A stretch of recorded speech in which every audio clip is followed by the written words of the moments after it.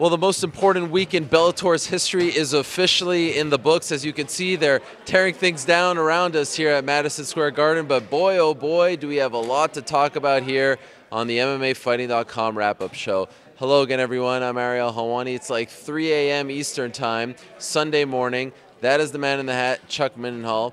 Bellator NYC is done. And where to begin? Should we just go in order, or should we just talk about the crazy upsets? Where do you want to start, Chuck? I mean, you could start anywhere. This is that kind of card. Go in order. Why not? Okay. We'll bring order to it since it. I thought this guy was going to take my head off with that pull. It was that kind of night. Let me ask you this. Overarching question. If you paid $50 for that pay-per-view, those 6 fights, you actually got a freebie, right, with the Naaman Gracie fight. Did you get your money's worth tonight? I think so, man. I mean, first of all, we love when narratives just shift, right? When there's just these guys who come in and just completely tear a page out of whatever is expected and make it about themselves. And we saw that a couple of times tonight. Those types of things, they always carry a lot of import for me, because that's why the fight game is fun. You know, the fact that anything can happen in there. And if you would have said that, Zach Freeman and Brent Primus are going to be sitting on the winner's table tonight hosting part of the press conference, I would have said you're crazy. I would have wished I'd put the parlay bet on that, because they were both such underdogs, and yet they both came through. So just given those type of circumstances and that double knockdown with Fedor and Mitrione, I mean, come on, that stuff only happens once in a while. And, to me, just those 3 fights alone kind of make up for it. And, there was other elements to the other fights, too. It may not have gone as planned, at least in Bellator's eyes, but it wasn't short on entertainment. I mean, it kind of left you guessing. Let's quickly run down things. Chael Sonnen defeated Wanderlei Silva via unanimous decision. A fairly dominant performance, I thought. Matt Mitrione knocked out Fyodor Emelianenko after they both knocked each other down. Mitrione was able to capitalize first and eventually knocked him out in a matter of seconds. We also had, as you mentioned, Brent Primus become the new Bellator lightweight champion after Michael Chandler severely injured his leg. Wanted to keep going, almost finished Primus on 1 foot, and then there was a bizarre scene as the doctors were checking him out. He stood up and one of the commission members pulled the stool, and it was just, I had just praised the commission for actually having a good night, and then they pulled the stool, and then he fell. And I wonder if that's the reason why they called off the fight, because it looked like he was wobbly. I think so. I looked over, and all I saw was him fall down. You were sitting next to me, and I was saying, looking around, I was like, man, he can't even stand on his ankle. I didn't see them pull the stool out. But, I mean, obviously his ankle injury was serious enough where he couldn't have continued. But the super prodigy Aaron Pico, right before that, lost to Zach Freeman in a matter of seconds, was knocked down and then choked via guillotine. I mean, it was really that kind of night. And, oh, by the way, Douglas Lima retained his title against Lorenz Larkin, and Ryan Bader is the new Bellator light heavyweight champion. James Gallagher submitted Shinzo Machida in a matter of minutes as well in the first round. I mean, it was a crazy, crazy night. So let's start with Heather Hardy fight. I mean, Heather Hardy, all the Spike TV thing. I was like, that couldn't have went better for Spike. That you get this great fight between these two women basically going to war with each other. So again, it didn't go as planned, but it was entertaining. Let's talk about the main event, which maybe wasn't the most entertaining fight on the card, but you have Chael getting back on track. And we talked on Friday about how they probably have a little more invested in Chael because of the broadcasting, because of how much he makes, because of the name, the promotion, all that stuff and more. Was this the kind of victory that kind of gets him back on track? Is there more juice to squeeze out of Chael Sonnen? I think so. And he needed to do exactly what he just did. Not only did he beat Wanderlei, but he did it in the Chael way, which was he just bulldozed him, bulldogged him, and ragdolled him, just in getting him down and holding him there and really making it his fight. There was a couple moments where he got hit, and to me, that was big, because I'd mentioned beforehand, I kind of felt like when he would give up a little easy in some of his other fights, you get the sense that he doesn't really want to be there.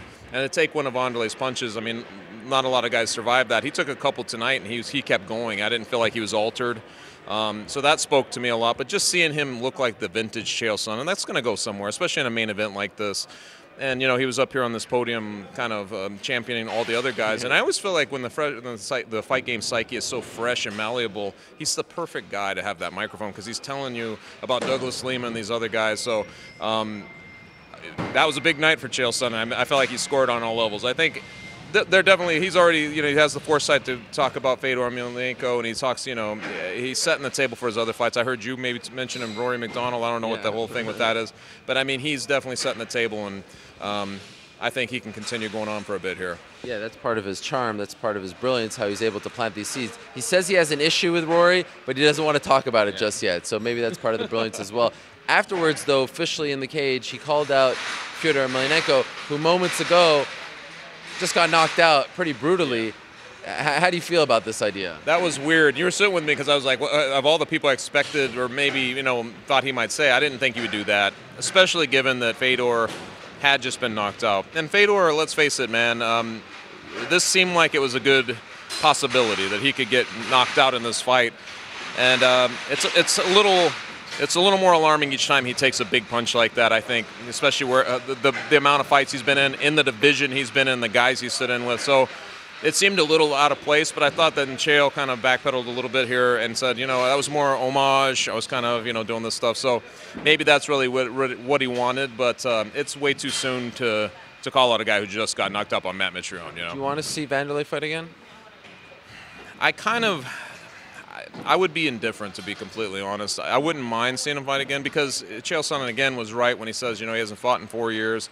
You know, he just went through that, and it's very difficult, you know, for people to realize again, like, oh, man, this is what it's like in this cage. And I felt like I was seeing some of that. He was on his back a couple times. You could see him looking up, and I thought he's having that moment where he's like, oh, my God, this is not going the way I wanted it to. And you'd like to maybe see him get an opponent who would accommodate his style a little better than a wrestler like that who's going to grind him into the ground. So if he wanted to come back and they wanted to put together a fight like that, I would be all for it. But ultimately, if he decided to walk away, I'd be like, that was a great career. It's too bad it went out on that note. And how about Emelianenko? I mean, again, that was a very entertaining fight, but he gets knocked out pretty darn cold. Do you care to see him fight again? I mean, we talked about this a million times, too, when he came back and he continued. And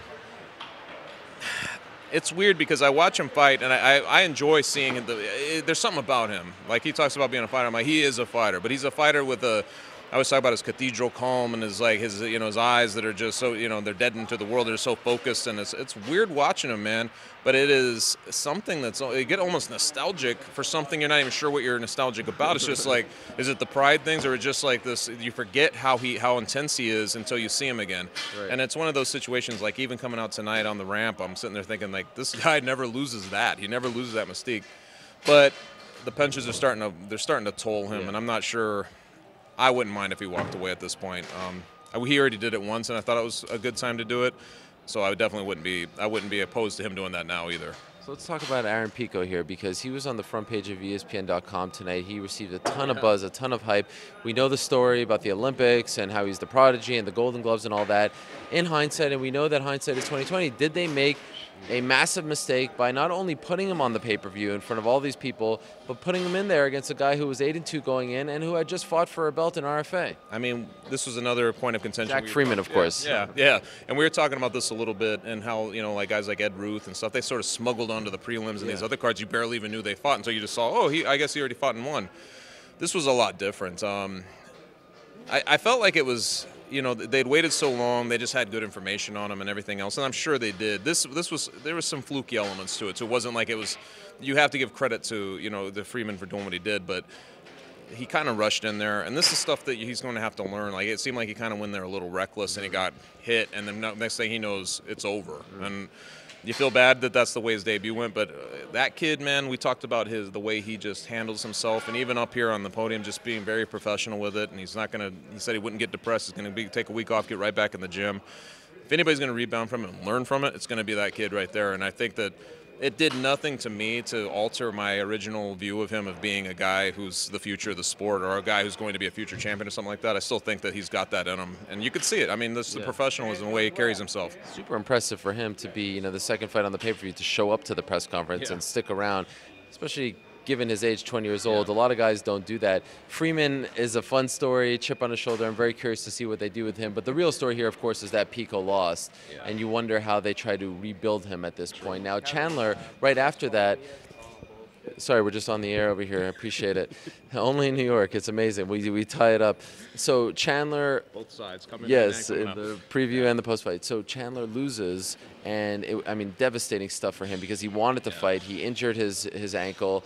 And like we said, with the stool and all that stuff, that almost feels like the bigger blow to Bellator, right? Because he's such a big part of what they've done. 100%. You're looking up at the Raptors, and they always hang their champions. The one in the middle is Michael Chandler, and you think that's the staple. That's the guy that's, you know, the Dave & Buster's commercial. He's the guy who's always kind of the ambassador for Bellator. He's been, I don't know if he's just the unspoken, you know, guy who champions the cause all the time.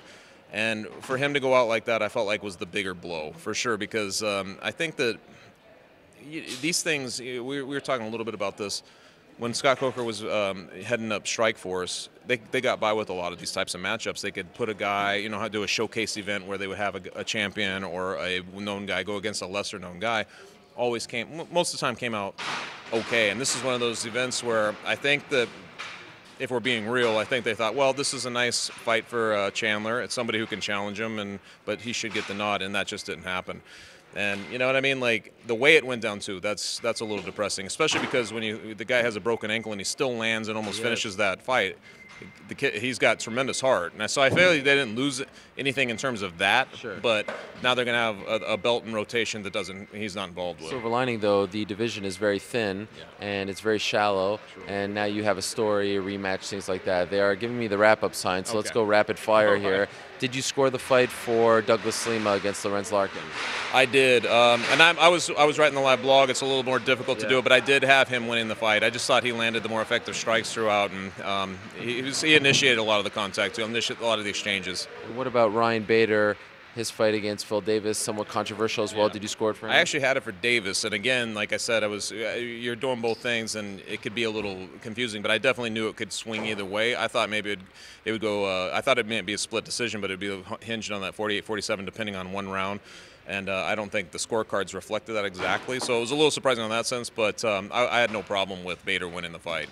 All right. Yeah. The MSG staff here are giving us the stink eye. It is very late, so we shall call it a night. Other notable performances, as I said, James Gallagher with a very impressive win over Shinzo Machida. What a talent he is. Also, Naaman Gracie, swing bout, goes from Spike TV to the pay-per-view. He submits Dave Marfone in the second round, and as Chuck mentioned, Heather Hardy with a very nice win. Also, Ryan Couture picking up his very first win as a welterweight against Chaim Ghazali. And kudos to Mike Goldberg and Mauro Ranallo for, I thought, from what I heard, putting on great performances behind the microphones, so to speak, in the broadcast booth in both their respective Bellator debuts. So, Bellator's long-awaited debut at MSG is officially in the books. A very entertaining night. Again, did not go quite as planned, but I think if you paid $50 for it, you got your money's worth. We have a lot to discuss on Monday's episode of the MMA Hour. And don't forget, there's a lot more MMA to come this weekend because the UFC is in Oklahoma City on Sunday night.